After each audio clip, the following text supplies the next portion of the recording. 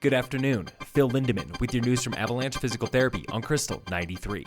You saw the jam-packed trailheads and highways this weekend, and we are still waiting on totals from the Eisenhower Tunnel. We'll have those for you tomorrow.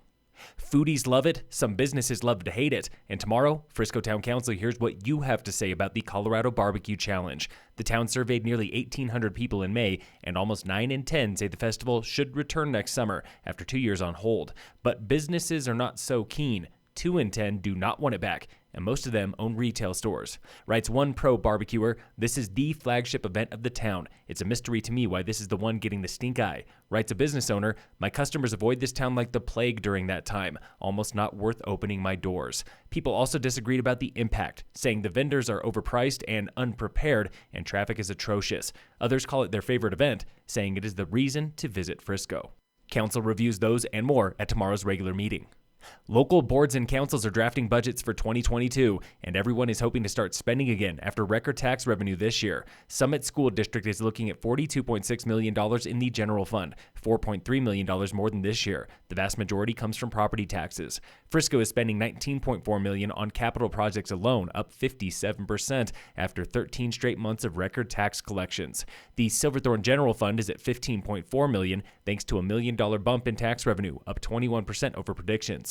Breckenridge meets October 12th for the annual budget retreat. Breck is $11 million ahead of budget, and Dillon gets a final report next Tuesday, October 5th. Town of Frisco has hired a new finance director. Bonnie Monet is leaving the town after 14 years, replaced by Leslie Edwards, formerly of the finance department at Town of Breckenridge. This is one of Frisco's highest paid positions, earning up to $156,000 a year.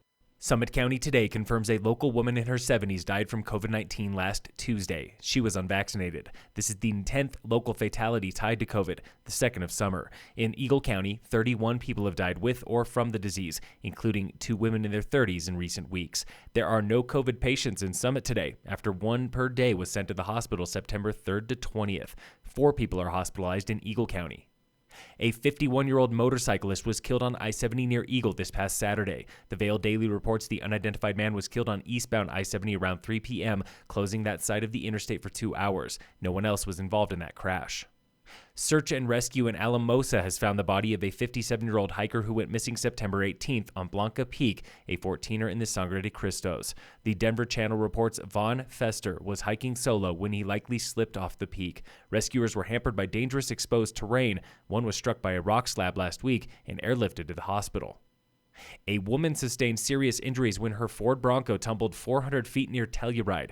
San Miguel County Sheriff reports the 23-year-old woman and her dog were ejected on Black Bear Pass, a dirt road off of US 550. The dog was treated for minor injuries. A passenger was standing outside the car and uninjured.